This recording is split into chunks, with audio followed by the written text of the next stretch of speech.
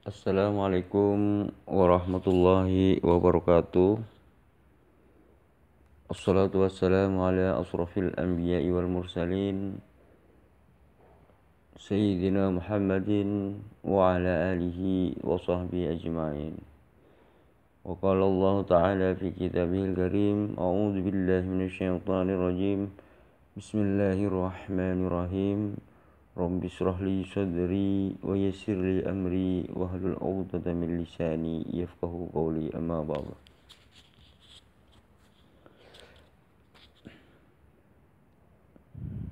Muslim menjawab. Jadi di dalam dialog ini banyak sekali pertanyaan-pertanyaan atau tuduhan-tuduhan dari pada Bapak David Salim. Dan juga di dalam dialog ini saya sempat menyinggung tentang bagaimana pendapat Isra Soro, apakah dibenarkan atau tidak. Ternyata pendapat pendeta Isra Soro ini mengatakan Yesus itu punya saudara. Dia itu salah satunya pernyataan daripada Isra Soro ini, Yesus itu punya banyak saudara gitu. Salah satunya adalah Lucifer, kan begitu. Lucifer. Nah, Lucifer ini adalah saudaranya Yesus. Artinya Tuhan yang selama ini Kristen sembah itu ternyata masih punya saudara. Nah, kalau dia itu saudara Yesus, berarti dia itu Tuhan juga seharusnya, kan begitu. Karena apa? Kalau manusia bersaudara dengan manusia, kan begitu. Nah, kalau Tuhan, ia bersaudara dengan Tuhan. Artinya Tuhan Lucifer ini juga dituhankan juga gitu loh, artinya gitu loh.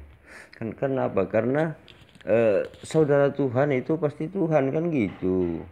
Ibarat gini, kalau saudara manusia ya manusia gitu loh. Nah, seperti itulah logikanya. Bagaimana, saksikan video ini, jangan pernah di skip agar gak gagal paham. Tonton terus sampai habis. Mudah-mudahan bagi Anda yang mendukung diberikan hidayah oleh Allah, diberikan kemudahan segala urusannya, dan diberikan dimudahkan atau dilancarkan rezekinya, dan diberikan rezeki yang berlimpah ruah. Amin, amin, Allahumma amin. Selamat menyaksikan. Mas, pokoknya gini aja lah ya, kita memang ada perbedaan pendapat ya. Sampean bilang bohong boleh, ada syaratnya ya kan. Tapi buat saya, bohong itu apapun alasannya itu tidak boleh. Sampean bilang ada waktunya tidak boleh jujur, nggak ada Allah memerintahkan begitu itu, Mas. Pokoknya kalau kebohongan ya entah ini susah, entah ini gampang melakukannya, tidak boleh dilakukan. Ngerti nggak? Saya katakan kalau sampean ini ustadz ya, terus sampean mengajarkan, oh kebohongan itu boleh, jujur itu juga tidak selalu bisa dilakukan, boleh dilakukan juga tidak jujur. Celakalah umatnya sampean gitu loh ya. Saya singkat aja udah kali ini ya. Kalau sampean masih terus bohong itu boleh, ya udahlah, jalanin aja deh Mas. Karena memang di agama sampean boleh sih. Ya, kalau itu dipandang benar, ya udah. Dan prinsip hidup orang kan masing-masing ya kan. Saya cuma memberi nasihat aja, jangan gitu loh. Ya kalau sampean dengan berbagai dalih boleh. Kalau enggak bohong, nanti yang mati banyak. Ya sudah, lakukanlah gitu loh, bohong boleh. Nanti umat kalian akan kebiasaan bohong ya. Udah gitu aja Mas. Tidak jujur boleh, ya nanti banyak dalihnya. Tidak jujur kok boleh Mas. Ya sampai tahajud aja udah ya. Doa coba minta ke Tuhan, gimana ini? Bohong boleh ini dari Tuhan bukan gitu loh. Memang kita mau mengikuti Tuhan tuh nggak mudah, makanya kamu jangan coba-coba ngerasa dosa itu bisa ditanggung sendiri. Tuhan itu berat ukurannya. Makanya tergantung sampean Tuhannya Tuhan yang mana, Allahnya Allah yang mana gitu loh. Ya, nanti kita sambung lagi deh. Loh, kan itu sebenarnya sebenarnya Anda ini cuma nggak paham, Mas. Kalau misalkan Anda jujur dalam situasi orang yang ingin bunuh, ada orang ingin bunuh dan orang itu sembunyi di rumah Anda, kemudian Anda memberitahukan hal itu sejujur-jujurnya gitu loh. Mas, ada si A, saya bunuh. Anda memberitahu jujur Anda ini, kan nggak boleh bohong Anda kan gitu. Jujur itu loh Mas, di dekat lemari sembunyi itu. Itu jujur namanya kan gitu Mas. Nah, dalam hal itu mati Mas orang itu gitu loh. Dan Anda mengatakan, oh tidak boleh bohong Mas, harus jujur. Anda mengatakan, kalau di dalam Kristen tidak boleh bohong, harus jujur.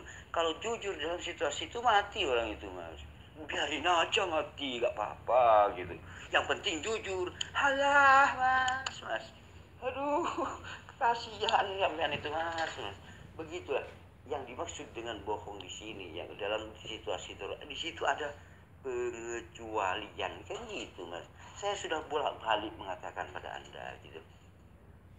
Kalau Anda mengatakan harus jujur dalam situasi apapun, ya mati Mas. Anda ini membunuh orang sama aja gitu loh. Orang minta tolong kepada Anda, ternyata sembunyi di rumah orang yang nggak tahu apa-apa kan begitu. Oh, saya jujur aja ya gitu. Aduh maaf saya gak bisa bohong ini, saya jujur. Itu Mas sebelah lemari ada Mas. Aduh kok Anda ini gitu Mas. Mas saya gak boleh bohong ya, saya harus jujur. Alah. Begitu ada mau perampok, ada orang mau merampok misalkan, Mas di sini nih ada yang emasnya banyak 7 kilo atau berapa Mas. Saya nggak boleh berbohong ini, saya harus jujur. Iya Mas, di situ tuh Mas ada emas 7 kilo gitu. Orangnya nggak, alah Mas itu kok kolot Anda ini bukan jujur gitu, kolot gitu. Sedangkan pembahasan kita kan yang dibahas itu hanya dua gitu loh. Apakah kita ini harus jujur atau berbohong gitu.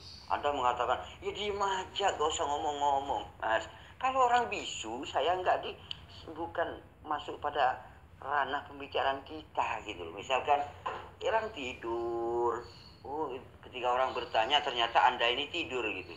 Tidur kan dia, bukan? Orang tidur, orang ngomong, orang mandi, orang apa, itu gak dibahas di sini, Mas, gitu.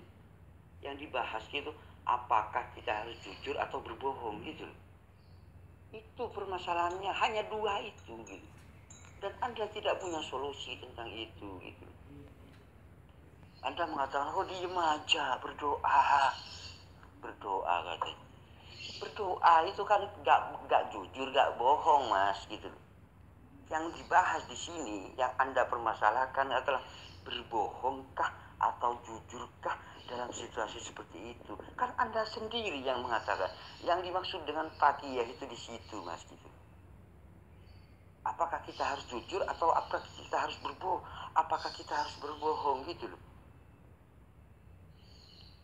Bukan diem, Anda ngatakan diem aja berdoa. Ya sama aja kalau gitu, nggak ada masalah gitu Mas. Nggak ketemu apa-apa, itu namanya tidur gitu, orang tidur gitu, membahas orang tidur. Sama aja dengan bahas orang tidur gitu, karena bukan ranah pada diskusi kita gitu. Masa gitu aja gak tahu Mas. Saya sudah jelaskan bolak-balik ya. Anda mengatakan tidak boleh bohong, berarti kalau tidak boleh bohong berarti Anda itu harus jujur mengatakannya gitu loh Mas. Saya beri contoh bolak-balik gitu, Anda gak paham-paham. Kalau Anda gak boleh bohong berarti harus jujur, karena kita harus mengatakan gitu. Apakah kita harus jujur atau berbohong, kan begitu Mas. Kalau Anda gak boleh bohong berarti harus jujur. Biarkan orang itu mati, yang penting Anda jujur gitu. Bolot Anda ini gitu. Mas, ayo saya siapin waktu 1 jam deh ya. Udah, ayo kita mau ngomong apa lagi nih. Sampean kan ngotot terus ya. Tidak jujur atau bohong atau taqiyah itu boleh. Menyembunyikan sesuatu itu boleh. Karena kasusnya khusus gitu kan. saya sudah ajarkan ya saya nasihatkan lah ya. Jadi terserah sampean mau dituruti boleh, enggak juga ya terserah lah. Namanya orang kan nggak bisa dipaksa ya. Kalau sampean mengajarkan umat ya, oh bohong itu boleh. Satu tuh kalian boleh tidak jujur asal gitu loh ya. Seperti kalau ada syaratnya yang memadai, bohong itu boleh, tidak jujur itu boleh. Nah, kalau sampai itu diajarkan ke umat kalian tuh akan jadi umat yang nanti suka bohong. Nanti semuanya akan dicari dalihnya atau alasannya.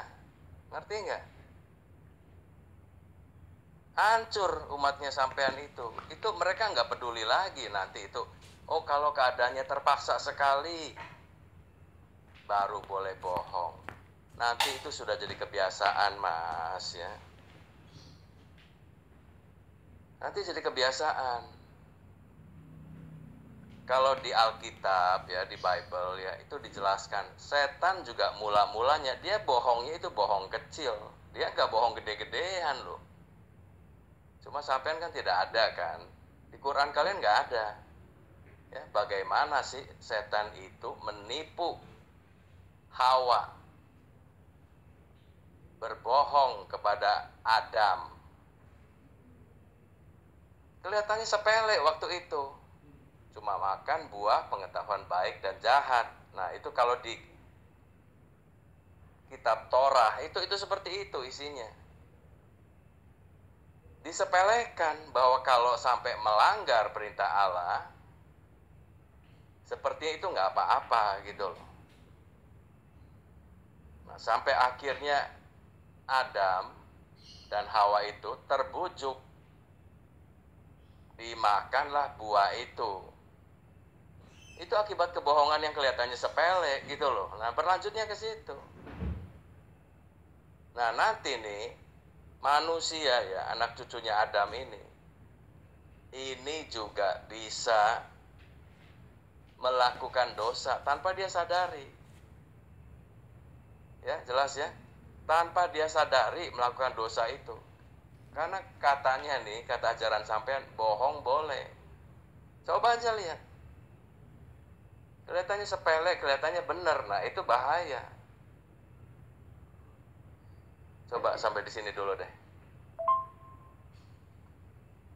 Tadi saya sudah katakan juga, kalau di dalam situasi yang sulit ya, misalnya ada orang sembunyi di rumah.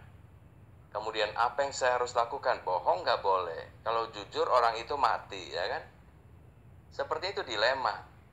Nah, kalau di dalam kehidupan menghadapi dilema seperti itu, kita kan orang beriman ya, walaupun iman kita beda, tapi kita beriman ada Tuhan. Ya kita tanya kepada Tuhan gitu loh, masa Tuhan gak bisa jawab? Artinya itu yang harus diajarkan umat. Jadi biar gimana nih ya, percayalah kepada Allah, itu baru benar. Jadi jangan seperti ini, kiri salah, kanan salah. Apa yang mesti dilakukan? Ya udah, boleh kalau begitu. Nggak bisa begitu. Kalau dosa ya dosa. Bohong ya bohong gitu loh. Bukan soal jujur boleh. Boleh tidak jujur, asal ada syaratnya.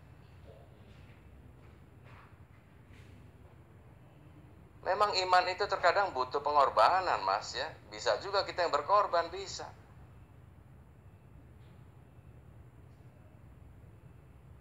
Kalian diajarkan berjihad ya kan?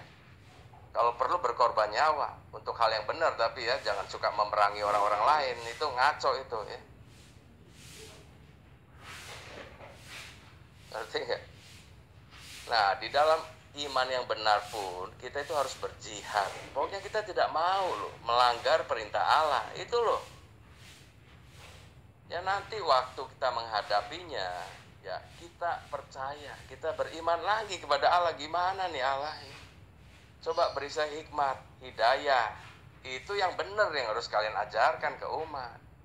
Coba sampaikanlah ke seluruh muslim. Apakah pernyataan saya ini salah apa enggak?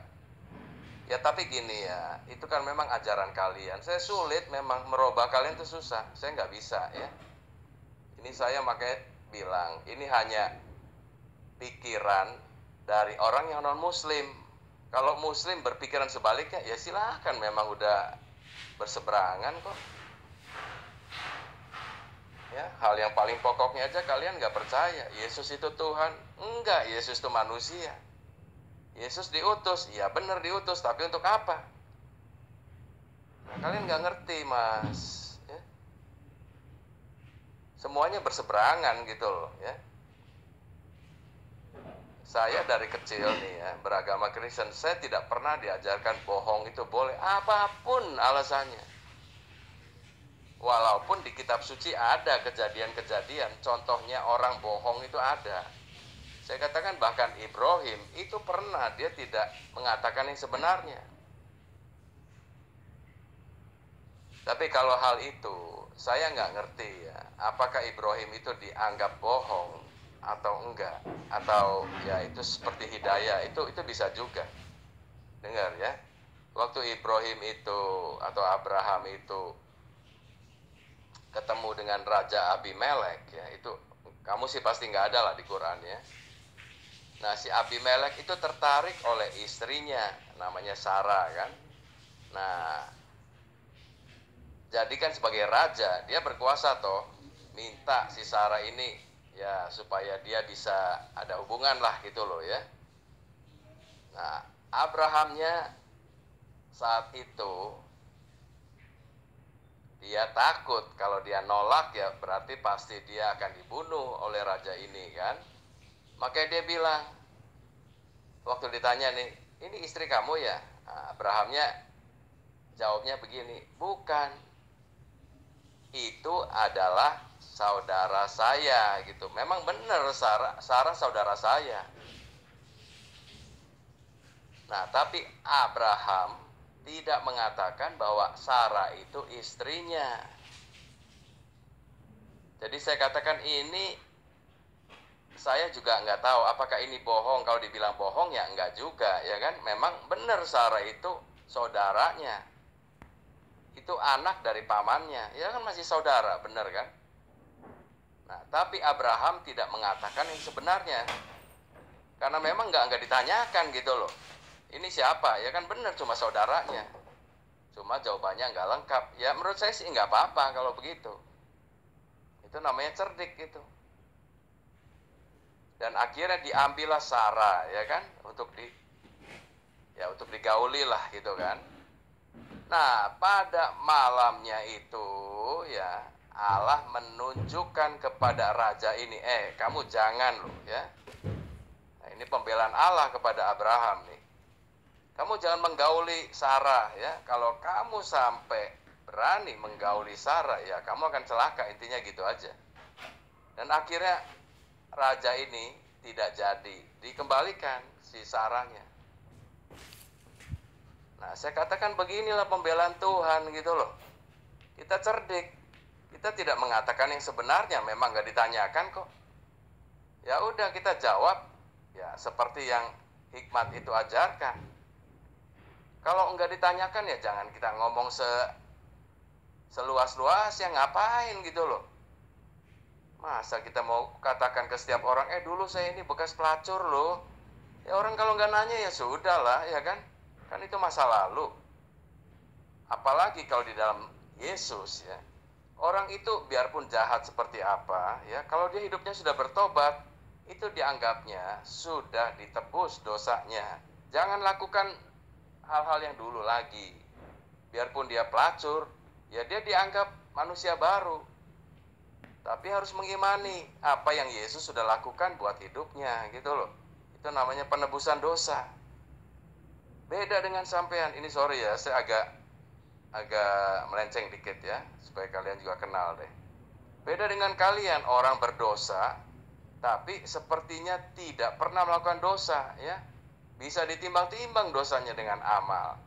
Nanti waktu puasa jadi fitri lagi, jadi baru lagi. Itu ya sorry ya, kalau dalam iman Kristen itu tidak ada seperti itu. Manusia dengan berpuasa itu bisa fitri lagi. Ya tapi kalau sampean meyakini itu, ya saya sih katakan ya silakan aja, nggak ada masalah juga ya. Memang kita berlainan iman. Yang diajarkan kitab suci saya ya seperti itu. Ya, jadi pertama tidak boleh bohong apapun alasannya ya. Apapun. Nanti biar Tuhan sendiri gitu loh, mau menunjukkan apa buat kita. Apakah kita nanti itu akan dimatikan? Ya sudah, hidup kita bukan kita yang punya kok. Tapi saya yakin bahwa itu akan mendatangkan satu kesenangan buat Tuhan. Ya, mati dan hidup kita itu bukan kita yang tentuin kok. Kalau sampai kita tidak bohong dan kita harus mati, ya matilah gitu loh. Kamu walaupun bohong juga, ya namanya kematian, tetap harus dihadapi. Ya, semua mati mas. Ya, Nabi sampean mati, ya kan? Yang tidak mati cuma satu, Yesus. Sampean bilang Yesus diangkat ke surga. Saya bilang Yesus itu bangkit dan naik ke surga karena dia memang tempatnya dari sana gitu, dari surga dia.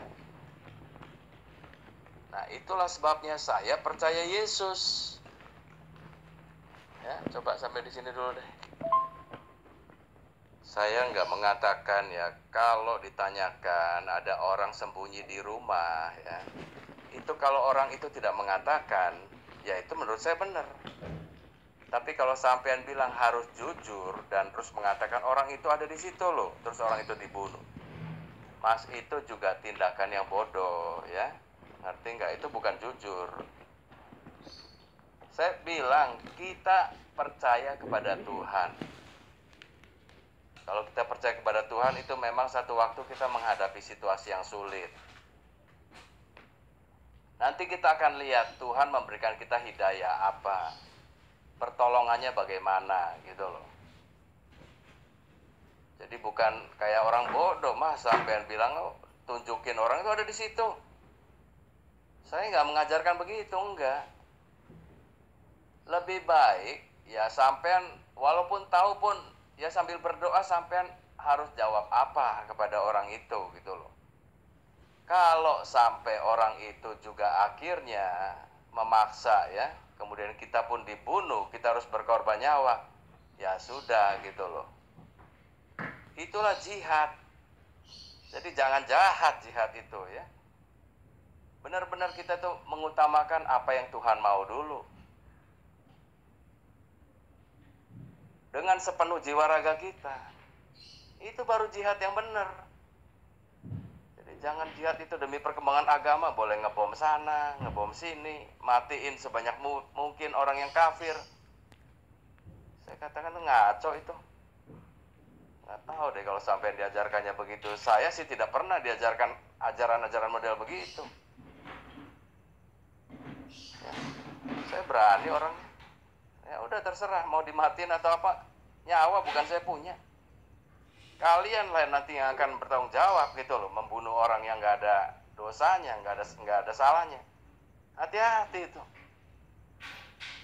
Di dunia kelihatannya orang bisa ya melakukan hal seenak-enaknya. Ya, kalian mau masuk surga apa mau masuk neraka? Orang berdosa aja pasti masuk neraka, apalagi sengaja kamu membunuh ya. Kacau itu kalian itu. Ya jadi sekali lagi gini ya, kalau sampai situasi itu sulit ya saya yakin lebih baik kita itu yang dimatiin lah sudah, gitu aja. Karena itulah martir atau jihadnya orang Kristen. Ngerti nggak? Itu jihad yang benar. Makanya orang beragama itu ya jihad atau menjadi martir itu sewaktu-waktu kalau diizinkan Tuhan memang harus matinya begitu, ya sudah. Matilah gitu loh dengan cara yang terhormat. Tapi tidak merugikan orang. Ngerti? Tidak merugikan orang. Jangan nanti gara-gara beda iman ya. Kalau orangnya itu dimatikan, kitanya senang. Ngaco itu. Orang seperti itu kalau dia mati pun pasti ke neraka, sudah pastilah.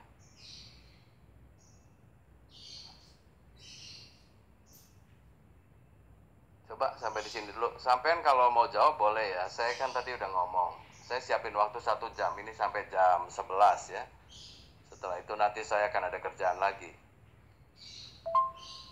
Saya jelasin lagi ya. Memang sampean juga rancu. Saya tidak menjawab seperti itu. Tapi dalam pikiran sampean menafsirkannya seperti itu. Saya tidak berkata, kamu harus dengan jujur memberitahu orang itu ada di situ loh ya. Enggak gitu loh. Tapi saya bilang, kamu berdoalah pada saat yang sulit itu. Tuhan, saya minta hidayah. Ngerti? Saya ulangi lagi sekali. Tuhan, saya minta hidayah. Nah, tapi kalau sampai Tuhan saat itu tidak memberi hidayah apa-apa, sepertinya ya, ya sudahlah. Yang penting kita itu tidak bohong. Kalau sampai nyawa kita akhirnya yang dibunuh orang itu, ya sudah, itulah jihad, itulah martir dalam ajaran Kristen ya. Martir itu adalah artinya kesaksian, ngerti? Bahwa saya itu mau hidup benar di hadapan Tuhan. Nah, satu waktu saya perlu martir, gitu loh. Perlu menjadi kesaksian. Jadi jangan ngomong doang agama itu. Jelas ya? Agama itu satu keyakinan, itu adalah sikap hidup. Nah, itu satu waktu mesti disaksikan gitu loh. Tapi bukan caranya kamu ngebunuh orang, bukan.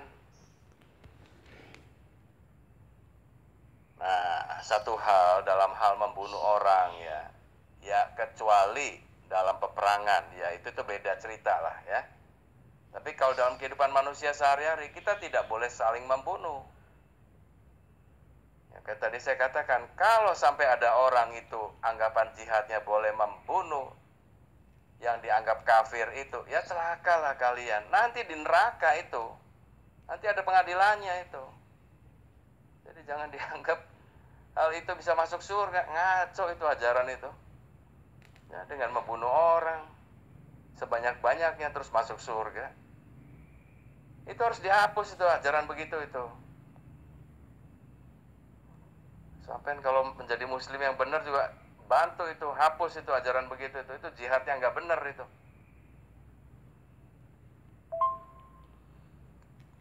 Ya, sekali lagi gini ya, sampean tuh panjang lebar ya, tapi sampean itu menafsirnya dengan gaya pikiran sampean sendiri. Ya, sekali lagi saya jelasin nih supaya kamu ngerti benar-benar. Ini memang situasi yang sulit, ya kan? Saya tidak mengatakan kamu harus kasih tahu di mana persembunyian orang itu. Tidak. Saya hanya katakan dalam situasi yang sulit itu, coba kamu kan percaya Tuhan. Ya minta hidayah. Ya sekali lagi itu aja jawabnya. Jadi jangan terus-menerus harus ditunjukin orangnya sembunyi di situ. Coba pakai Mas pikirannya, saya mengarahkannya kemana, ya kan? Saya tidak sedang mengatakan harus ditunjukkan, enggak gitu loh. Minta hidayah. Kalau kamu percaya Tuhan, tapi jangan bohong gitu loh. Kalau diam itu, ya waktu kita tidak mengatakan apa-apa, menurut saya ya itu bukan bohong gitu loh.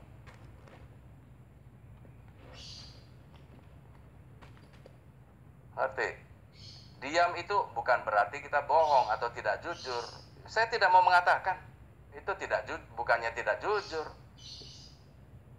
Apakah dengan kamu disebut orang jujur, terus yang bodoh-bodohnya juga kamu harus katakan semua? Ya kan, tadi saya udah kasih tahu. Kalau misalnya orang itu bekas pelacur, apakah itu dengan jujur harus diberitahukan ke semua orang? Ya nggak perlu gitu loh. Ngapain? Nah, apakah dengan tidak memberitahukan bahwa saya dulu bekas pelacur, tapi sekarang sudah enggak, terus saya dianggap orang yang nggak jujur? Ngaco lagi itu. Banyak ngaconya sampai itu, aduh gimana sih? Saya sedang mengajarkan ya, atau menasihati lah ya. Kamu nggak mau diajar orang kan? Saya nasihatkan aja ya. Jangan bohong. Semuanya itu harus dengan hidayah kalau situasinya sulit. Sama seperti halnya orang itu ya kurang makan misalnya kan. Apakah boleh mencuri? Nanti sampean ada alasan lagi, boleh dong ya. Soalnya kalau nggak mencuri orang itu mati. Nah kalau terus-terusan itu yang dilakukan, ya dunia ini jadi dunianya orang jahat nantinya. Sampean bilang Islam tidak mengajarkan kejahatan. Mas, itu kalau dari hal-hal seperti itu kalian izinkan ya, itu nanti akhirnya orang sudah terbiasa. Saya sih cuma ngomong begitu aja. Nah, kayak saya kemarin kasih contoh ya, kenapa korupsi di negara-negara kita kok nggak habis-habis ya? Dan semua dilakukan oleh umat muslim loh ya, yang katanya mengharamkan babi dan segala macam. Duit haram dengan tanpa, ya mungkin ada dosa juga sih, ada perasaan bersalah, tapi ya dia punya alasannya gitu loh. Kacau jadinya. Makan babi haram, yang bukan duitnya dimasukin kantong tidak haram. Gimana coba? Nah semuanya itu karena dalam pikiran mereka, saya punya alasan nih, kenapa saya melakukan korupsi, ya kan? Celaka itu.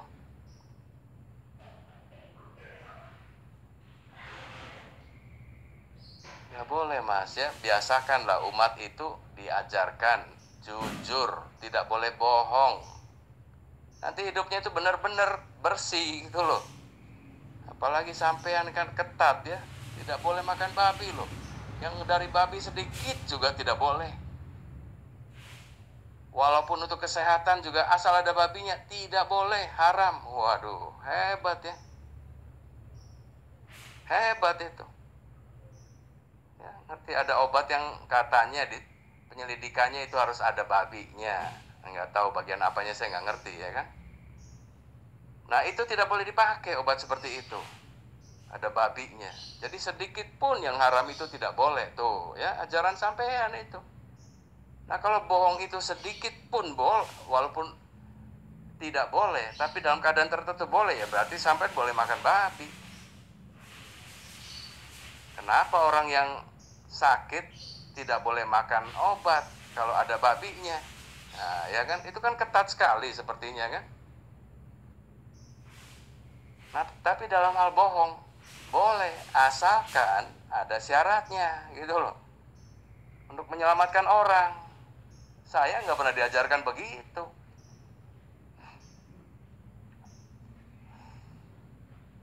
Ya, jadi sampean tolong jangan suka nafsir sendiri ya. Saya katakan, saya tidak menganjurkan supaya kalau ada orang sembunyi di rumah sampean, sampean tunjukin orang itu di situ tuh. Enggak. Saya hanya menasihatkan, kamu kan ada Tuhan kan? Tuhan kan sumber hidayah. Ya berdoa minta hidayah gitu. Apa nih yang mesti saya lakukan? Gitu loh. Nah nanti ini akan terbiasa di dalam setiap tindakan kita itu minta hidayahnya Tuhan. Jadi kita itu nggak salah gitu loh. Ya, saya rasa coba kamu mau jawab apa? Ya, saya katakan sampai itu di dalam nafsir nasihat saya itu ngaco mas ya. Saya bilang berdoa pada saat yang sulit, minta hidayah. Nah sampean bilang berdoa itu seperti orang tidur. Ngaco sampean itu. Kalau orang tidur kan nggak melakukan apa-apa. Kalau berdoa ya, kita itu terhubung dengan pencipta kita gitu loh. Kan dia yang maha kuasa, ya kan, dia yang punya hidup kita. Dia yang ngarahin hidup kita gitu loh. Kok sampean bisa bilang doa itu diam aja seperti orang tidur, maksudnya apa sih? Orang tidur yang nggak melakukan apa-apa.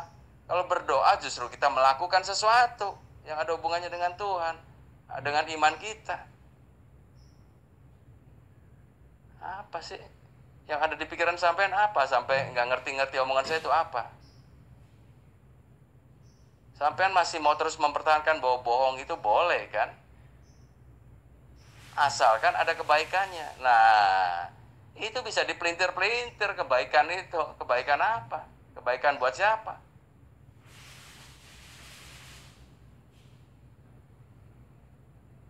Saya katakan kalau sampai keadaan itu terpaksa ya, karena saya tidak mau memberitahukan di mana orang itu berada, ya sudah gitu loh. Kalau kita harus menyerahkan nyawa kita, ya kita matilah sudah. Kalau Tuhan izinkan mati dengan cara seperti itu, ya sudah. Saya katakan toh hidup kita bukan kita yang punya. Itu baru jihad yang benar. Makanya saya katakan tadi, itulah martir gitu loh. Martir itu bersaksi. Hidup kita ini jadi kesaksian loh. Apakah benar kamu percaya Tuhan? Apa cuma ngomong doang? Nggak ada guna kamu tiap hari berdoa lebih dari berapa kali juga. Ya. Maka manusia itu banyak cacatnya, Mas ya. Saya juga terus terang, saya belum ngalamin situasi sulit itu. Apakah saya bisa melakukannya apa enggak? Tapi prinsipnya itu bohong tidak boleh. Udah itu aja. Jadi jangan bohong itu boleh asalkan ada kebaikannya. Ini gimana coba? Kalau bohong boleh karena ada kebaikan, nanti orang banyak dalihnya gitu loh, banyak alasannya. Oh, saya bohong karena begini, begini, begini. Nah, nanti ngerembet. Ngerti? Itu bahayanya dosa. Jadi jangan dianggap kecil. Jadi jangan dianggap dosa itu ada kebaikannya. Gimana sih dosa ada kebaikan?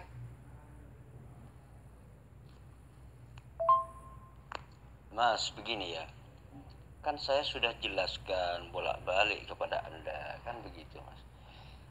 Begini ya, misalkan tidak jujur dalam situasi membahayakan, seperti misalkan ada orang ingin bunuh, maka jangan diberitahu tempat persembunyiannya orang itu diperbolehkan, Mas, gitu. Misalkan harus jujur dalam situasi itu, maka Anda, orang yang jujur itu, menjadi penyebab kematiannya orang tersebut gitu. Maka apa? Diizinkan oleh Allah, diampuni dosanya karena tidak jujur tersebut gitu. Karena berhubung orang itu jika jujur membahayakan orang lain, maka itu diperbolehkan tidak jujur, diampuni dosanya. Dengan tidak jujur itu Anda menyelamatkan orang lain. Saya beri contoh gini, Mas ya. Contoh kasus di dalam Alkitab gini, Mas ya. Contoh kasus di dalam Alkitab begini. Ketika orang Romawi itu bertanya kepada Yudas ini kan nggak boleh berbohong, harus jujur. Maka dari situlah dia itu menunjukkan tempat persembunyian Yesus, gitu loh. Menunjukkan tempat persembunyian Yesus.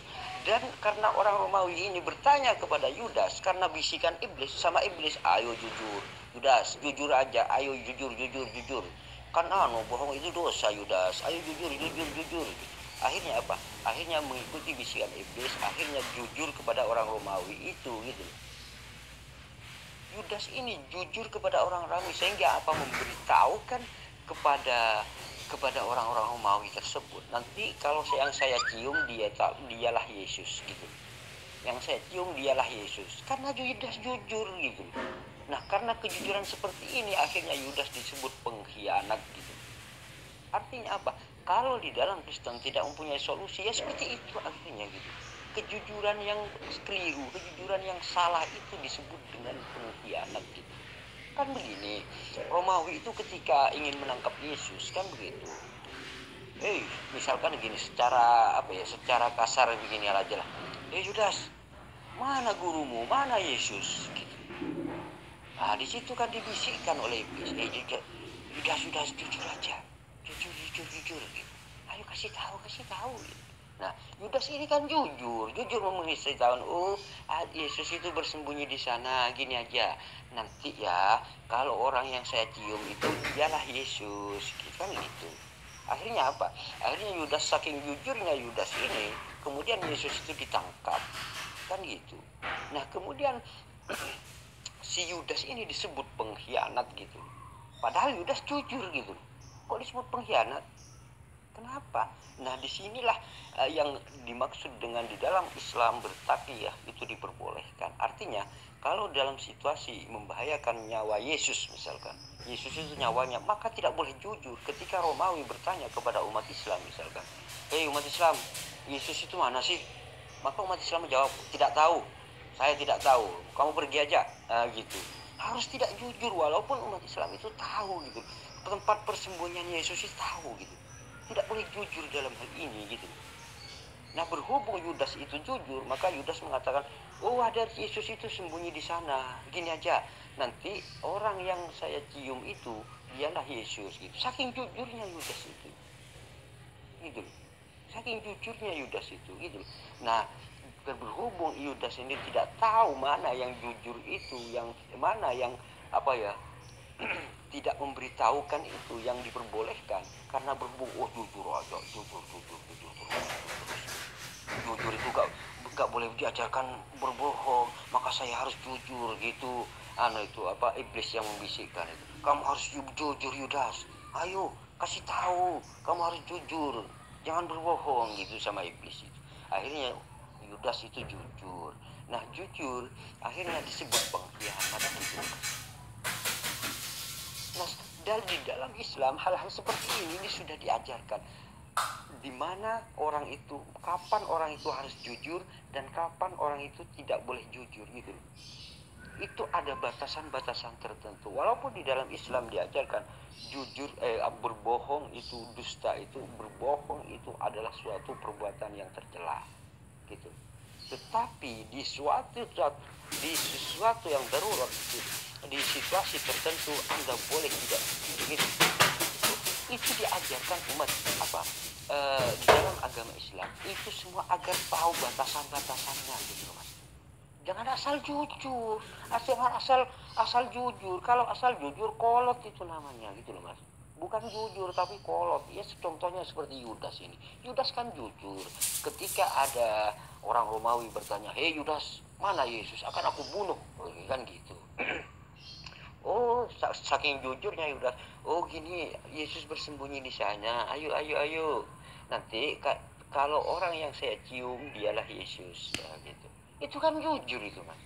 Nah, kejujuran seperti itu sama Yesus pun mengatakan pengkhianat gitu. Kejujuran seperti itu tuh sama Yesus disebut pengkhianat gitu. Kalau Anda tidak tahu batasan-batasan jujur, maka Anda pun akan disebut pengkhianat sama Yesus gitu. Ajaran Islam ini sudah sesuai dengan apa yang Yesus kerjakan gitu loh. Itulah Islam gitu loh. Yudas ini kan dibisikin iblis, Yudas jujur aja kamu, jujur aja, kasih tahu Yesus itu sembunyi di mana gitu loh sama iblis itu. Makanya kalau kamu jujur gak ada batasannya, itu namanya lebih parah daripada Yudas Anda ini gitu loh. Anda ini bukan hanya pengkhianat gitu loh Mas, pengkhianat bagi Yesus Anda ini gitu. Sedangkan umat Islam itu sudah tahu ada sebenarnya di dalam Bible itu, di dalam Alkitab itu sendiri ada gambaran, ada batasan bahwa jujur seperti itu tidak diperbolehkan gitu loh. Di dalam Bible itu sendiri ada seperti itu gitu loh Mas. Kasus seperti itu tuh ada gitu. Cuman berhubung Anda tidak tahu dan mengikuti sebuah asumsi yang orang yang memang tidak tahu, akhirnya Anda salah kaprah gitu loh Mas, salah paham gitu loh. Kalau dikira jujur aja, Yudas itu jujur, akhirnya disebut pengkhianat. Itu jujur Yudas itu Mas gitu. Kenapa? Karena ketika orang Romawi bertanya, Yudas itu mengasih tahu itu Yesus sembunyi di sana. Ayo. Nanti orang yang saya cium dia Yesus ya gitu. Itu kan jujur Mas. Nah, kejujuran Yudas ini disebut pengkhianat oleh Yesus gitu. Masa Anda gak paham-paham Mas? Sudah saya jelaskan bolak-balik hal-hal seperti itu, tapi Anda belum juga paham-paham. Gitu loh Mas. Begini, kan yang disebut dalam keadaan situasi yang berbohong atau taqiyah diperbolehkan itu adalah dalam situasi darurat seperti itu gitu. Kalau ada orang sembunyi kemudian bertanya kepada Anda, maka Anda itu apakah Anda itu menjawab dengan jujur atau atau Anda itu menjawabnya itu tidak sesuai fakta, atau tidak apakah Anda harus mengatakan secara jujur tempat persembunyiannya, atau Anda ini tidak mengatakan sama sekali gitu, tidak mengatakan tempat persembunyian atau menyembunyikan orang yang lagi sembunyi itu, kan begitu. Kalau Anda tidak mengatakan orang yang lagi bersembunyi, berarti Anda itu sedang berbohong, kan begitu. Karena Anda tahu tapi Anda tidak menyembunyikan gitu, itu kan bohong namanya gitu loh. Nah, keadaan gitu. Kalau ada orang yang bertanya, Pak David, mana si A, akan saya bunuh gitu. Nah, dalam situasi seperti itu Anda harus menjawabkan begitu. Apakah Anda jujur? Kalau Anda jujur, berarti Anda mengatakan, itu loh, itu orangnya gitu. Itu jujur namanya. Sehingga orang itu mati gara-gara Anda itu jujur gitu. Kemudian di sini ada orang lagi, Pak Hasan, mana si A, akan saya bunuh. Maaf Pak, saya nggak melihat orang itu. Nah, gara-gara saya tidak mengatakan sesuai yang saya ketahui, maka orang itu selamat gitu. Nah, di sini kan ini ketika Anda jujur orang itu mati. Ketika saya tidak memberitahukan atau tidak jujur dengan kepada orang itu, maka orang itu selamat gitu. Dan dalam situasi ini saya katakan Kristen tidak punya solusi. Karena apa? Karena memang tidak diajarkan, karena memang ajaran asumsi gitu. Kalau Allah itu memberitahukan orang berbohong itu dosa besar gitu. Tetapi kalau misalkan di dalam situasi terjepit, silakan Anda nggak jujur, dosamu diampuni. Ini Tuhan yang mengampuni gitu. Ini Tuhan yang memberitahukan kepada kita gitu. Kalau sudah Tuhan yang memberi ampunan kepada kita, kenapa kita harus mengakui itu dosa gitu? Berarti hanya orang yang tidak tahu aja yang mengatakan itu dosa gitu. Umat Islam ini semuanya itu rinci, sudah tahu gitu. Mana tempatnya, mana situasinya, mana kita yang harus jujur gitu. Kan begitu ya, seperti kasus misalkan di dalam kasus Bible itu sendiri, di dalam kasus peristiwa yang menimpa Yesus itu sebenarnya itu sudah peristiwa takiyah itu ada gitu Mas. Cuman Anda ini nggak paham takiyah, jadi Anda itu bingung sendiri. Contohnya gini, misalkan gini, Yudas itu kan mendapat bisikan iblis, dan ketika Romawi itu bertanya, oh mana sih yang bernama Yesus, mana? Iblis itu membisikkan, Yudas jujur aja, kasih tahu, jujur gitu. Akhirnya Yudas ini jujur memberitahukan gitu. Nanti itu di sana Yesus, gini aja, nanti orang yang saya cium itulah Yesus gitu. Jujur Yudas ini. Murid-murid yang lain enggak jujur gitu. Enggak jujur dalam situasi seperti itu gitu. Nah, berkat kejujuran Yudas pada situasi seperti itu, maka Yudas disebut pengkhianat gitu loh. Padahal Yudas jujur pada situasi seperti itu, tetapi Yudas disebut pengkhianat gitu. Karena kejujuran seperti itu, karena itu sebenarnya bukan jujur tapi bolot gitu loh. Kalau Anda situasi seperti itu masih jujur, itu bolot Anda ini gitu loh. Sama aja dengan Yudas Anda ini gitu loh. Sama aja dengan Yudas gitu. Kan gitu.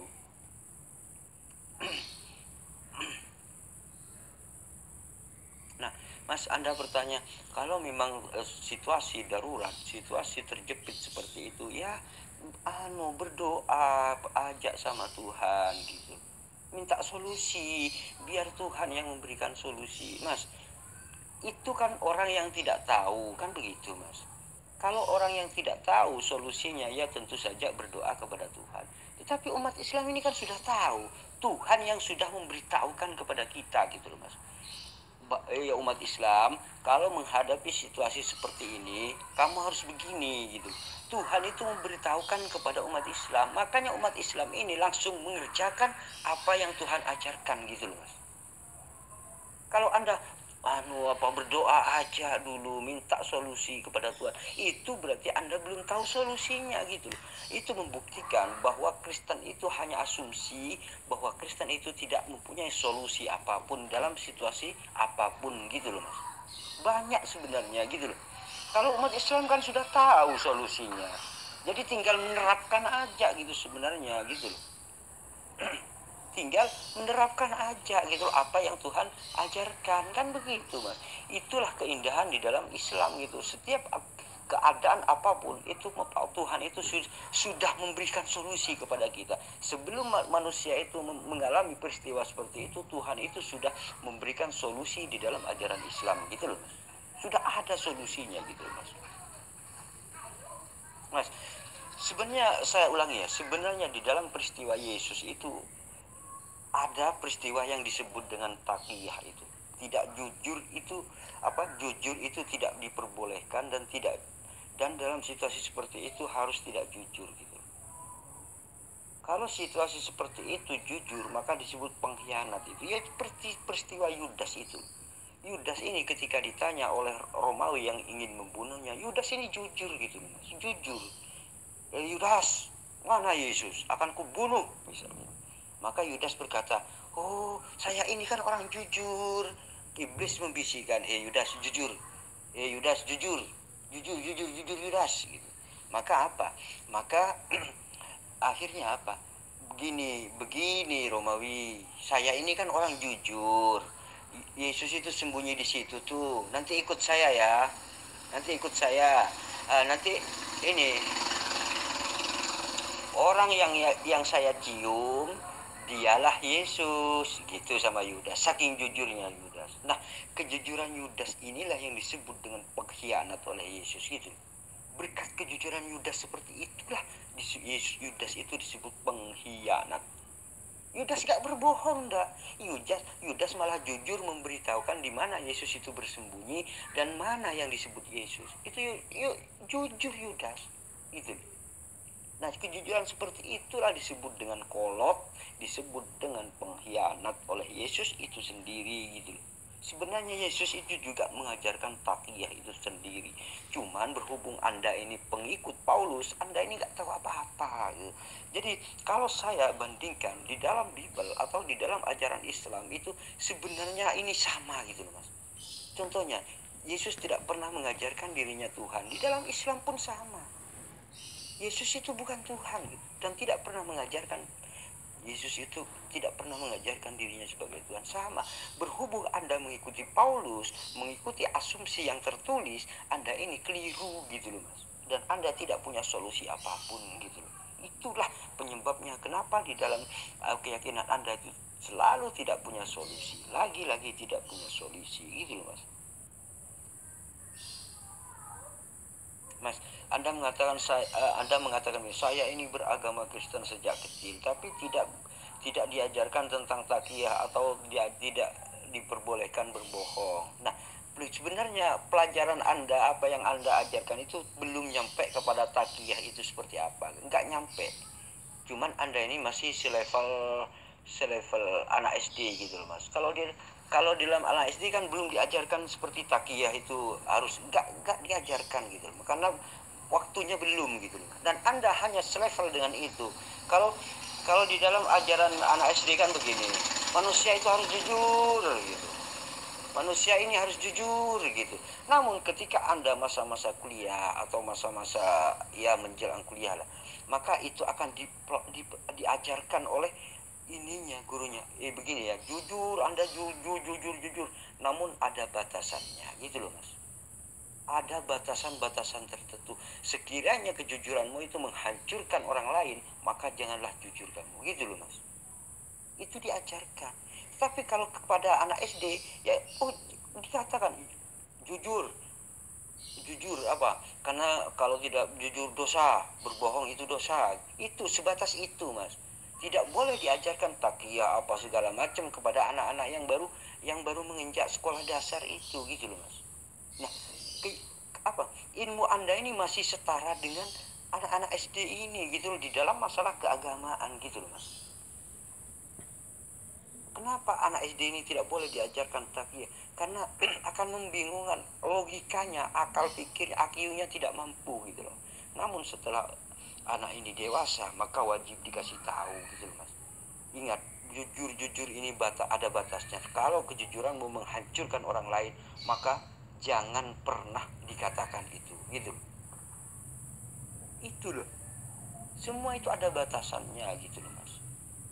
Itu yang harus perlu Anda ketahui gitu, harus Anda pelajari gitu. Dan Anda berkata kepada kasus Abraham, kasus Abraham gini ya. Kasus Abraham, seorang raja ini bertanya kepada Abraham, siapa ini? Kan gitu. Oh, ini saudaraku, kan begitu. Karena Abraham takut dibunuh kalau dia itu mengaku istrinya, kan begini, kan begitu. Nah, ini sebenarnya di sini ini mengandung takiyah gitu. Kenapa Abraham tidak jujur aja gitu? Ini istrinya, kan kalau istrinya kan nggak boleh diambil gitu. Kenapa nggak jujur? Di sini Abraham mengajarkan, di dalam Bible itu sebenarnya mengajarkan tentang ilmu takiyah tersebut. Kalau saya jujur, maka saya dan istri saya akan dibunuh gitu. Maka lebih baik saya mengaku, oh ini saudara saya gitu. Ini saudara saya. Maka kemudian apa? Setelah Abraham melakukan takiyah, maka Tuhan Allah yang memberikan solusi gitu loh, Mas. Karena apa? Karena awalnya Abraham itu melakukan takiyah, tidak jujur dengan peristiwa yang sebenarnya gitu. Kemudian di dalam ketidakjujuran Abraham ini, kemudian Allah memberikan solusi. Karena Abraham ini tahu ke dalam situasi seperti itu tidak boleh jujur. Karena kalau jujur dapat menghancurkan semuanya gitu. Abraham itu sudah tahu gitu bahwa ini harus bertakiyah gitu. Abraham itu tahu gitu. Maka ketika raja itu bertanya, Abraham, siapa ini? Oh, ini saudaranya, saudaraku. Soalnya apa? Kalau sampai Abraham mengaku dia itu istrinya, pasti akan dibunuh keduanya oleh sang raja ini. Maka dari situ Abraham kemudian tidak mengaku, oh ini saudaraku, ini saudara saya. Dan kemudian dia itu membawa, karena apa? Karena dalam situasi seperti itu Abraham itu tahu harus bertakiyah. Itu pemberitahuan Allah kepada Nabi Ibrahim gitu loh, kepada Abraham tersebut. Akhirnya bertakiyah di sini. Nah, setelah Abraham ini bertakiyah dan si perempuan istrinya ini bawa, Allah langsung memberikan solusi kepada Abraham gitu. Ya seperti itu. Allah langsung menyelamatkan istrinya, juga menyelamatkan Abraham gitu loh. Karena berkat Abraham itu bertakiyah di sini gitu loh. Berkat, coba kalau Abraham itu tidak bertakiyah, oh raja ngapain? Ini istri saya ini. Mau apain kamu? Pasti dibunuh kedua-duanya, Mas gitu loh. Istrinya dibunuh, Abrahamnya juga dibunuh gitu. Nah, berkat Abraham di sini bertakiyah, maka kemudian akhirnya Tuhan memberikan sebuah solusi, diselamatkan semua gitu. Berkat Abraham bertakiyah gitu. Sama dengan Islam. Di dalam Islam seperti ini harus bertakiyah. Kalau ada orang ingin dibunuh, itu ya misalkan sembunyi di rumah saya gitu, atau di rumah Anda gitu. Maka Pak David ini harus bertakiyah gitu. Ketika si pembunuh itu datang, Pak David, mana si A akan saya bunuh? Anda itu harus bertakiyah. Maaf Mas, saya tidak tahu. Nah, berkat Anda bertakiyah, Allah memberikan solusi, Allah memberikan keselamatan pada orang itu. Sehingga orang itu akhirnya selamat, Anda selamat, orang itu selamat gitu. Kan gitu. Nah, coba Anda tidak bertakiyah, coba Anda mengatakan, aku harus jujur, saya ini jujur. Oh, Pak David, mana sih akan dibunuh? Oh itu Mas, saya ini orang jujur loh ya, itu orangnya. Pasti dibunuh Mas gitu loh, pasti mati. Dan Anda lah, berkat kejujuran Anda lah orang itu mati gitu loh. Itu yang tidak Anda ketahui. Anda ini sebenarnya tidak punya solusi apa-apa gitu loh, Mas. Kan apa? Karena Anda belum nyampe kepada pelajaran takiyah itu seperti apa gitu. Anda itu hanya selevel dengan anak SD yang masih taraf, manusia itu harus jujur. Anak SD itu kan ini Mas, tidak boleh diajarkan takiyah anak itu, karena sebelum orang itu dewasa, sebelum orang itu mapan mampu IQ-nya, tidak boleh diajarkan, kan begitu Mas. Tetapi kalau sudah mencapai taraf dewasa, maka diajarkan agar tidak menjadi orang yang jujur yang membahayakan gitu loh Mas. Orang jujur yang membahayakan orang lain itu bolot namanya gitu, bukan jujur tapi bolot gitu loh Mas. Coba, itu banyak sebenarnya di dalam Bible itu sendiri yang mengajarkan tentang takiyah itu seperti apa gitu loh Mas. Mas, misalkan misal Anda mengatakan, misalkan ini ada orang nggak nanya, tapi kemudian dia itu mengatakan saya ini bekas pelacur kemana-mana gitu. Itu kan jujur namanya. Orang nggak ada bertanya tapi jujur kepada orang lain gitu loh mas. Jujur, saya ini adalah bekas pelacur ke sana. Saya ini bekas pelacur, itu kan jujur orangnya.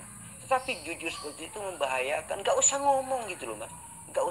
Nggak usah ini, biarlah dia itu urusannya dirinya sama Allah gitu, dirinya sama Tuhan, minta istighfar kepada Tuhan gitu loh mas. Nggak usah ngomong-ngomong saya ini jujur, harus mengatakan ke orang saya ini pelacur loh. Nah dalam hal itu nggak usah mas, nggak usah jujur gitu loh, bahwa dirinya itu pernah melacur. Nggak usah jujur. Kalau anda mengatakan saya ini pelacur ke orang lain, terus habis itu saya melacur, harus jujur katanya anda, karena anda itu mau jujur katanya, saya ini jujur orangnya loh, saya ini dulu bekas pelacur. Nah itu kan jujur mengatakan ke orang lain mas.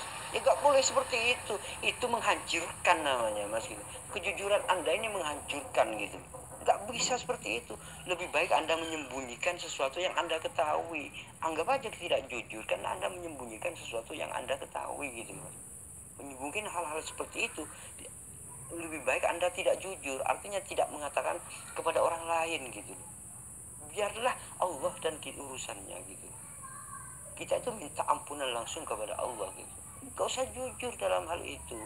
Anda karena anda ingin jujur datang ke sini, mas saya ini bekas pelacur loh ya, datang ke sana, oh iya jujur sekali kamu itu gitu. Iya saya ini orang jujur, makanya saya bilang saya ini pelacur dulu. Bolot itu namanya mas. Seperti itulah kejujuran, seperti itulah yang ada di dalam gambaran pun, di dalam Bible pun ada gitu. Yudas itu karena jujur, kejujurannya itu membuat Yesus itu ditangkap oleh Romawi karena kejujuran Yudas. Di situ dibisikkan oleh iblis, Yudas jujur kamu, jujur aja ayo, jujur katakan pada Romawi itu. Dibisikkan sabda iblis. Nah kalau jujur seperti itu anda sama aja mengikuti iblis anda ini gitu loh mas. Sama gitu loh mas, sama gitu. Karena apa? Karena anda tidak memahami takiyah itu seperti apa, akhirnya anda keblinger sendiri gitu. Padahal di dalam Bible itu banyak kasus atau contoh-contoh takiyah seperti yang diajarkan oleh umat Islam gitu. Kalau anda percaya benar-benar melakukan apa yang kitab suci anda lakukan, itu sama persis dengan umat Islam gitu loh, sama persis dengan ajaran Islam gitu. Berhubung anda ini hanya asumsi, hanya dogma, maka anda ya kebingungan akhirnya mas gitu loh.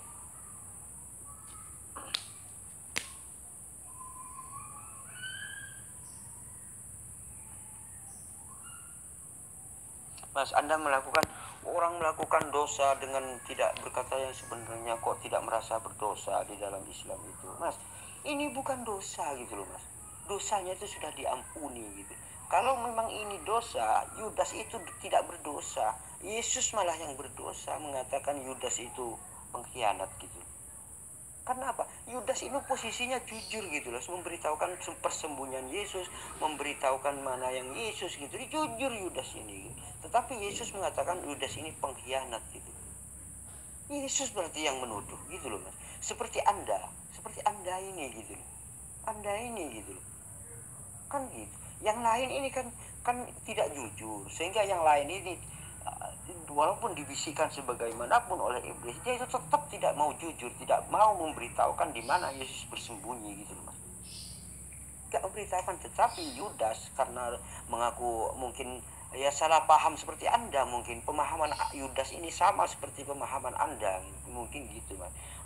Saya ini harus jujur gitu. Makanya dia itu ketika kejujurannya jadi uji oleh Allah, kemudian kejujurannya, maka dia itu memberitahukan Yesus sembunyi di mana, Yesus yang mana, diberitahukan jujur gitu loh. Ya kejujuran itu menghancurkan Yesus itu sendiri gitu loh. Berkas Yudas ini akhirnya disebut pengkhianat gitu loh. Ini pengkhianat Yudas ini gitu loh. Yesus yang mengatakan Yudas ini pengkhianat gitu. Karena apa? Padahal Yudas jujur waktu itu kan gitu mas. Padahal Yudas jujur. Kenapa disebut pengkhianat? Karena kebodohan Yudas itu sendiri kan begitu mas. Nggak mengerti taqiyah gitu loh. Maka di dalam Islam itu diajarkan taqiyah seperti ini agar tidak menghadapi kasus-kasus seperti Yudas itu gitu loh. Kan gitu Mas. Sebenarnya di dalam Alkitab itu banyak sekali contoh-contoh taqiyah itu. Cuman berhubung Anda ini tidak tahu, Anda ini selevel dengan anak SD, maka Anda tidak paham apa itu taqiyah gitu loh. Bahkan guru Anda pun saya yakin itu tidak paham dengan taqiyah itu seperti apa, kan gitu.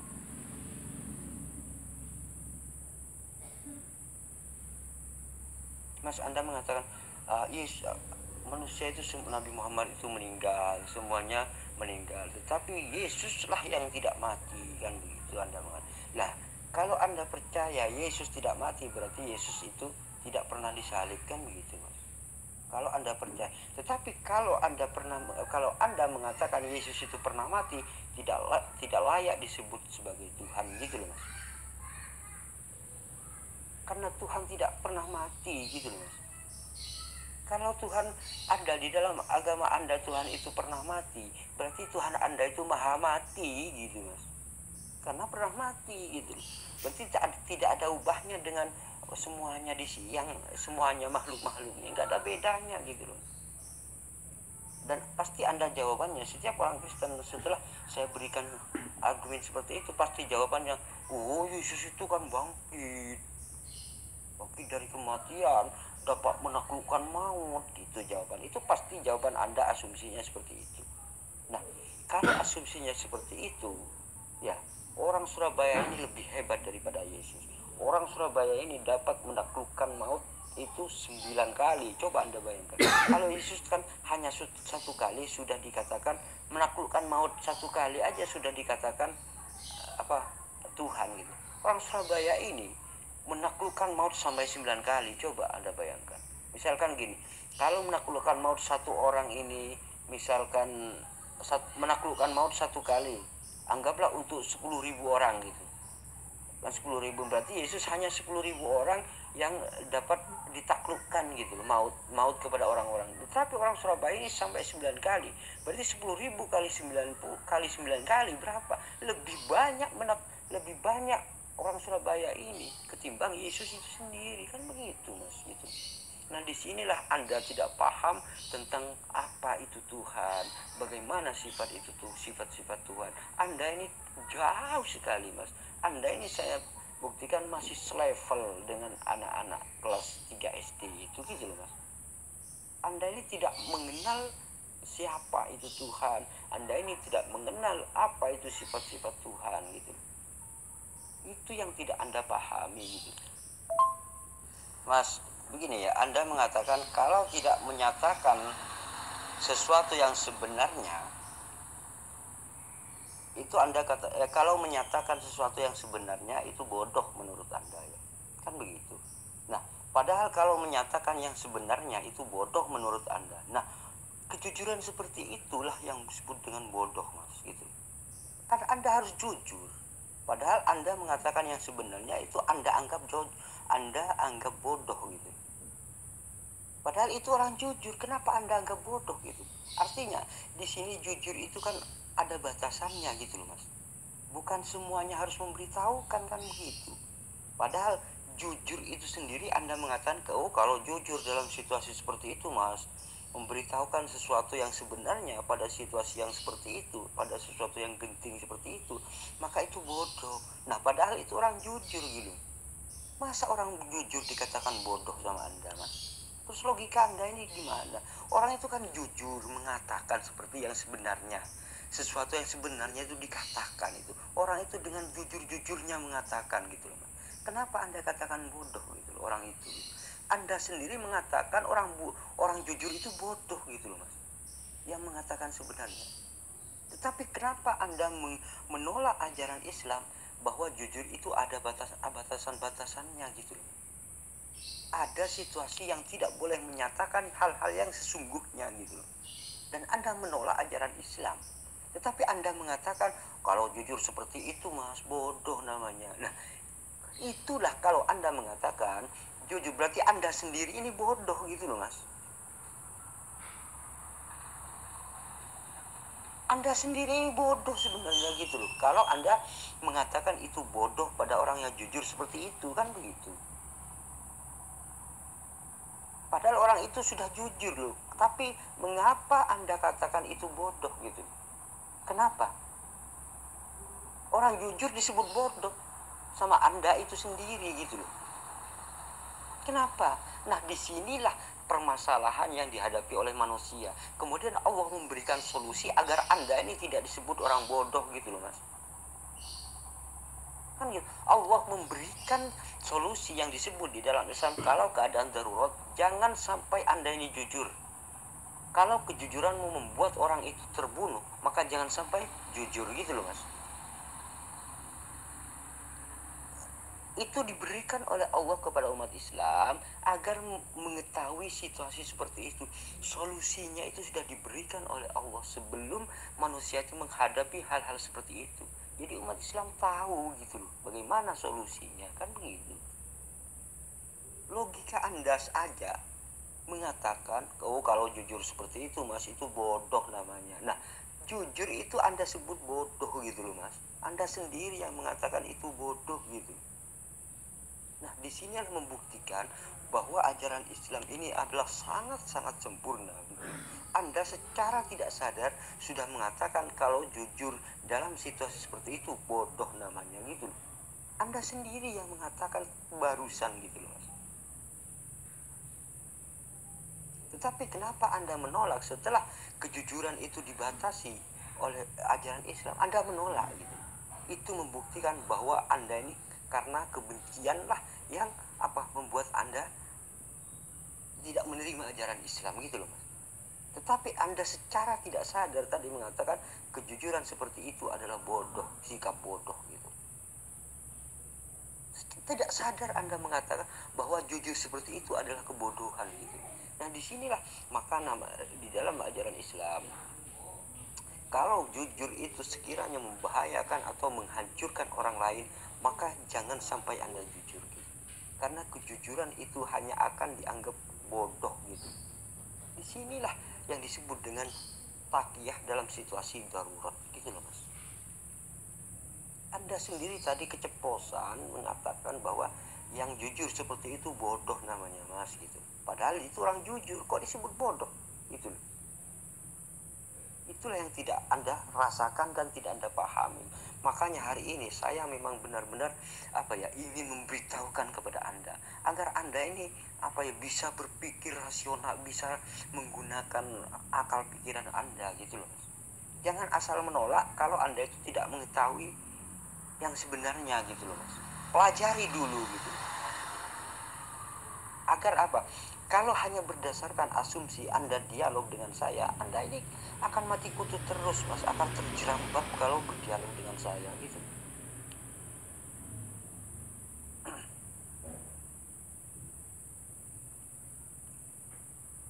Mas, Anda mengatakan, lebih baik saya yang dimatiin, lebih baik diem. Mas, begini ya, saya tidak membahas orang diam. Saya mengatakan, karena di sini yang disebut dengan taqiyah ini adalah jujur yang membuat orang lain itu mati, atau berbohong yang membuat orang lain itu bisa selamat gitu loh Mas. Ini namanya taqiyah gitu loh Mas. Jadi apakah dalam situasi ini Anda itu harus jujur atau berbohong gitu? Kalau Anda jujur bisa membuat orang itu mati. Tetapi kalau Anda berbohong di situasi seperti ini, orang itu selamat gitu loh Mas. Ini yang menjadi pembahasan kita gitu. Nah, Anda mengatakan, saya yang berdoa dulu. Nanti tunggu dulu ya, saya mau berdoa. Nah, kalau berdoa, Anda kan gak punya solusi namanya. Anda ini berdoa kepada Tuhan agar supaya diberikan sebuah solusi kan. Tetapi kalau umat Islam solusinya sudah diberikan dulu gitu. Sebelum umat Islam ini berdoa, solusi itu sudah diberikan oleh Allah gitu. Kan begitu. Mendingan berdoa yang lainnya gitu. Karena solusinya sudah ada di dalam ajaran Islam, kan begitu Mas. Mendingan berdoa yang lainnya gitu. Karena solusinya sudah ada di sini gitu loh Mas. Di dalam ajaran Islam itu sudah ada solusinya gitu. Mending berdoa, ya Allah, mudah selamatkanlah aku ya Allah, gitu loh Mas. selamatkanlah dia, mending doa gitu. Dan Anda tadi mengatakan kalau menghadapi situasi seperti itu mah berdoa kepada Tuhan. Berdoa dalam situasi seperti itu membuktikan bahwa di dalam ajaran Kristen tidak mempunyai solusi apapun. Solusi itu hanya ada di dalam ajaran Islam, gitu loh Mas.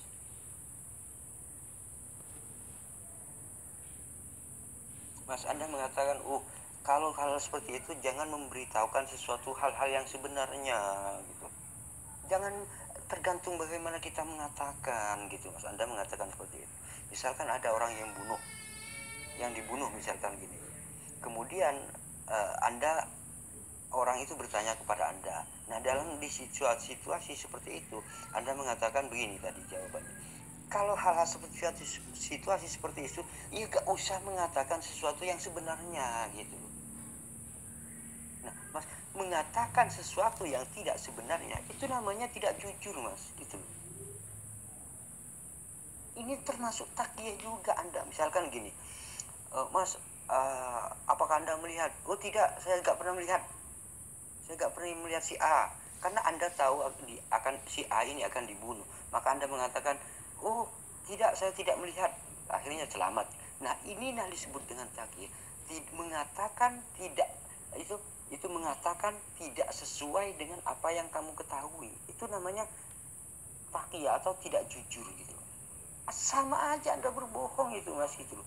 Karena Anda mengatakan tidak sesuai dengan faktanya gitu. Padahal faktanya Anda melihat,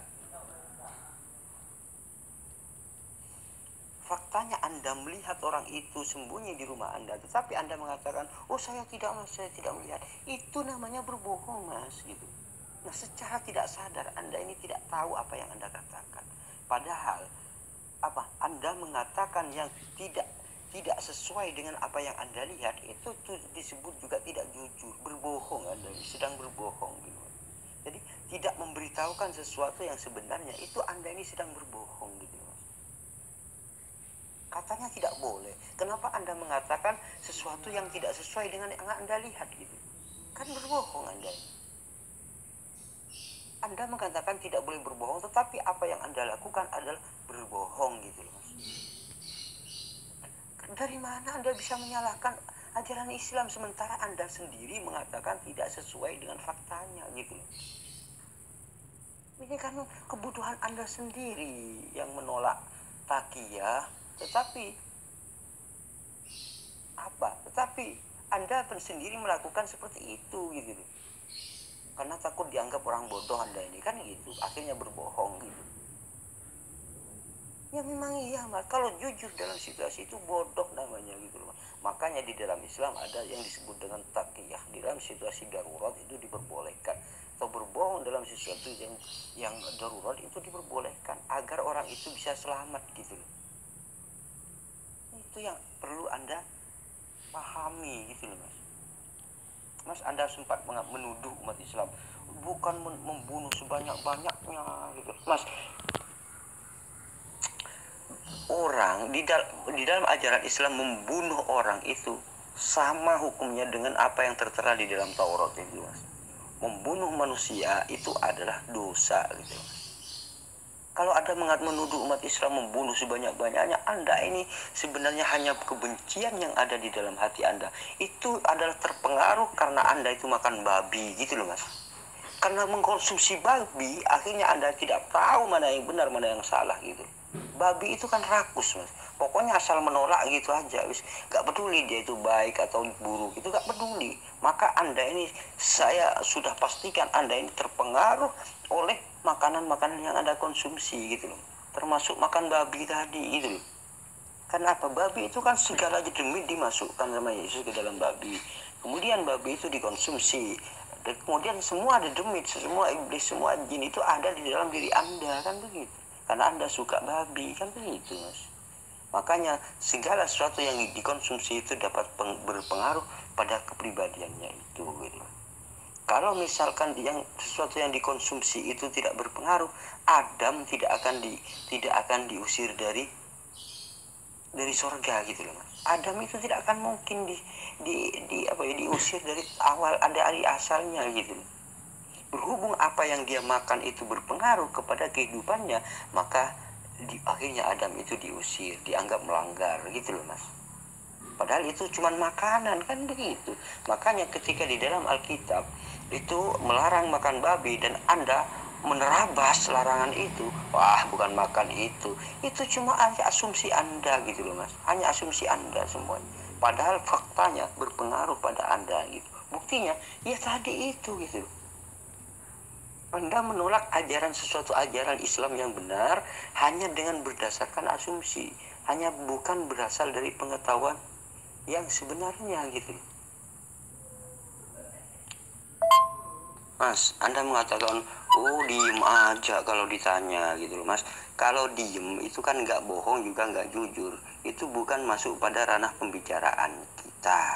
Saya bolak-balik mengatakan begitu. Yang dimaksud dengan takyah di sini haruskah berkata bohong atau berkata jujur dalam situasi yang darurat seperti itu, gitu loh Mas. Kalau diem kan sama aja tidur Anda ini, gitu loh Mas. Kalau tidur ya gak akan ada masalah gitu loh Mas. Yang dibahas kita di sini adalah yang disebut dengan kalimat taqiyah itu adalah haruskah kita berbohong dan haruskah kita jujur gitu loh Mas. Nah Anda mengatakan oh kita berdoa aja gitu. Nah kalau Anda berdoa itu artinya Anda itu masih minta solusi gitu loh Mas. Sementara di dalam Islam solusi itu sudah diberikan sebelum kita itu berdoa gitu loh. Solusi itu sudah diberikan oleh Allah kepada kita umat Islam gitu Mas. Sementara Anda masih mau berdoa agar mendapat solusi seperti itu, kan begitu. Inilah keindahan Islam, inilah kelengkapan atau kesempurnaan ajaran Islam gitu. Makanya Islam itu adalah penyempurna gitu Mas. Ini terbukti sekarang ini gitu Mas, bahwa ajaran Islam itu adalah ajaran yang sempurna gitu.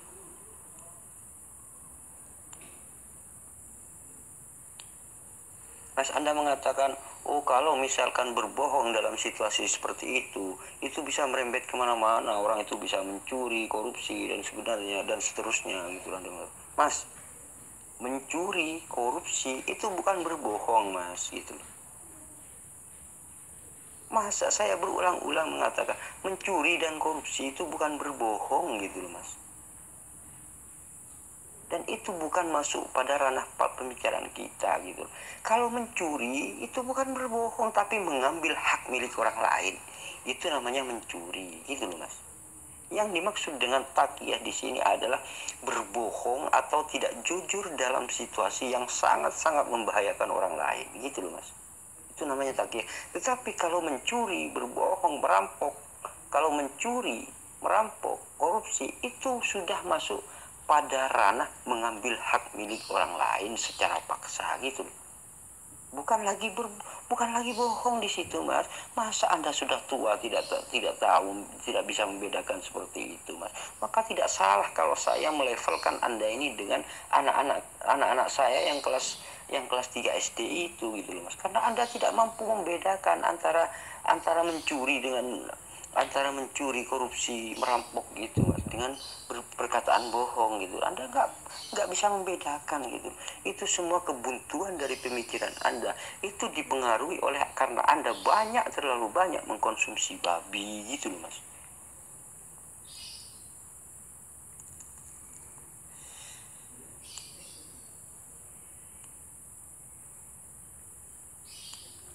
Mas Anda sempat mengatakan begini, lebih baik saya tidak mengatakan apa-apa, saya akan berdoa gitu Mas. Kalau tidak mengatakan apa-apa itu bukan jujur namanya Mas, juga tidak bohong gitu, karena saya ingin berdoa gitu, begitu Anda. Nah ketika Anda berdoa ini meminta solusi pada Tuhan, itu namanya Anda masih meminta solusi gitu loh. Sementara di dalam Islam solusi itu sudah diberikan sebelum kita berdoa gitu. Itulah keagungan Tuhan di dalam Islam gitu Mas. Sebelum kita berdoa itu solusinya sudah diberikan oleh Allah gitu kepada kita. Kita itu tinggal menjalankan gitu Mas. Inilah kesempurnaan ajaran Islam gitu. Terbukti sebenarnya, cuman Anda ini berhubung Anda kebanyakan makan babi, Anda ini ya akhirnya ya terpengaruh gitu oleh apa yang Anda konsumsi itu sendiri, kan begitu Mas.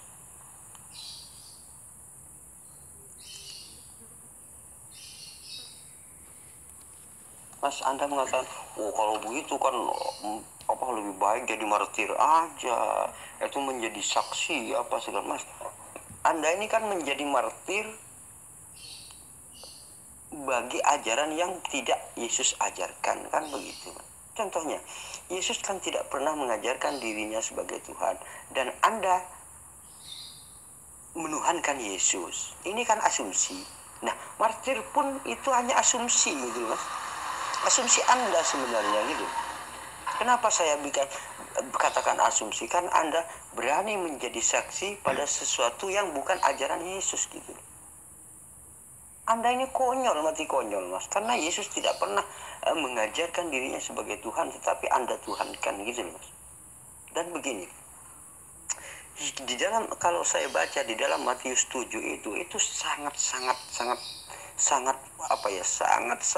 kelihatan gitu.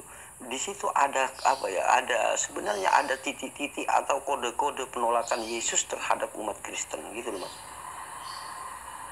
Sebenarnya hal ini diberitahukan Yesus kepada murid-muridnya gitu loh, Mas. Berhubung Anda ini tertutup oleh sebuah dogma, oleh sebuah asumsi, Anda tidak tahu hal sebenarnya gitu loh. Sebenarnya Yesus sudah memberitahukan di dalam Matius 7 ayat yang ke-21 sampai 23 itu gitu loh.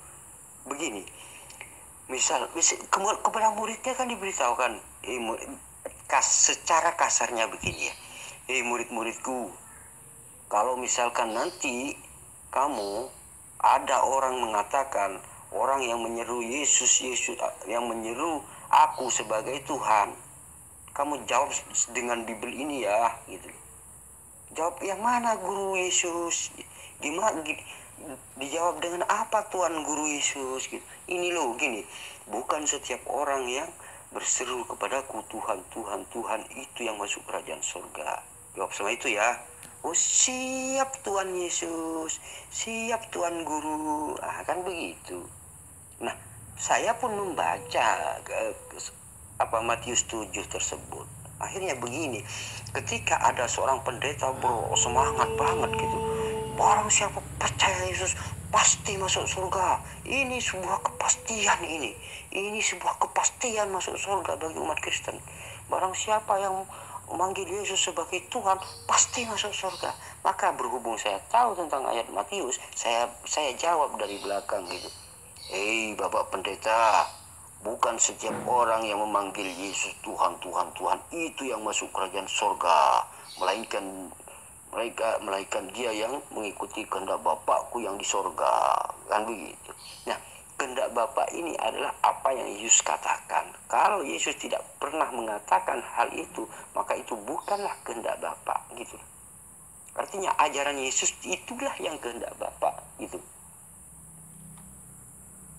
Nah, pertanyaannya, apakah memanggil Yesus sebagai Tuhan itu disebut kehendak Bapa? Ya bukan, karena Yesus tidak pernah mengajarkan dirinya sebagai Tuhan gitu. Artinya umat Kristen seluruhnya pasti akan ditolak oleh Yesus itu sendiri gitu. Nah, makanya Yesus memberikan sebuah gambaran, tanda-tanda orang beriman itu minum racun maut tidak akan mati, tidak akan celaka gitu. Maka saya yakin seluruh umat Kristen tidak akan punya tanda-tanda itu. Padahal di dalam Bible tanda-tanda itu akan menyertai orang yang beriman gitu.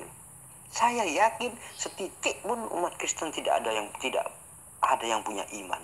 Yaitu sebabnya itu mengikuti ajaran yang bukan ajaran Yesus gitu. Disitulah kenapa umat Kristen dikatakan tidak punya iman walau setitik pun gitu.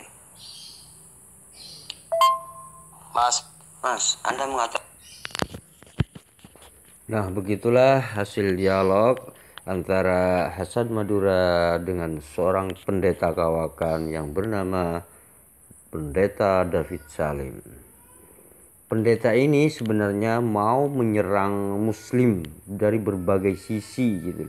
Sehingga pendeta ini awalnya mengangkat sebuah kalimat taqiyah di dalam Islam. Tetapi kalimat itu sebenarnya membuat pendeta itu menjadi terkapar sendiri gitu loh. Akhirnya apa? Pendeta ini mau menyerang Islam dengan berbagai cara supaya umat Islam itu tidak mampu menjawab. Tetapi kan umat Islam ini sudah mempunyai solusi, sudah mempunyai jawaban dengan apa yang dilakukannya, apa yang ada di ajarannya, kan begitu. Sehingga apa? Pendeta ini yang semula menggebu-gebu dengan sombongnya mau menyerang Muslim, akhirnya terkapar sendiri gitu loh. Terima kasih, dukung terus channel ini sebagai dakwah untuk melawan pemurtadan gitu loh.